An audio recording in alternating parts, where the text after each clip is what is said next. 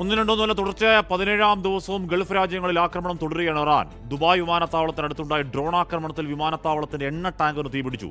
വിമാന സർവീസുകളെ ആക്രമണം സാരമായി തന്നെ ബാധിച്ചു. ഇറാന്റെ മിസൈൽ ആക്രമണത്തിൽ അബുദാബിയിൽ ഒരാൾ പലസ്തീൻ പൗരൻ കൊല്ലപ്പെട്ടു എന്ന വാർത്ത കൂടി വരുന്നുണ്ട്.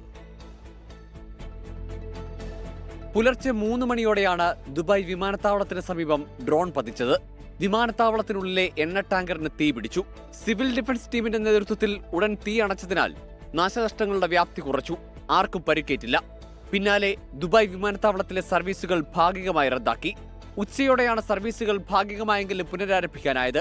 ഇതിനിടെ കൊച്ചിയിൽ നിന്നും തിരുവനന്തപുരത്ത് നിന്നും ദുബായിലേക്ക് പുറപ്പെട്ട 2 വിമാനങ്ങൾ തിരിച്ചിറക്കി. ദുബായ് എയർപോർട്ട് റോഡും ദുബായ് ടണലും അടച്ചിരുന്നു. സൗദിക്ക് നേരെ കഴിഞ്ഞ രാത്രിയിലും ആക്രമണ ശ്രമമുണ്ടായി. കിഴക്കൻ പ്രവിശ്യയ്ക്ക് നേരെ വന്ന 33 ഡ്രോണുകൾ പ്രതിരോധ സേന തകർത്തു. ബഹ്റൈനിൽ രാവിലെ സൈറൺ മുഴങ്ങി.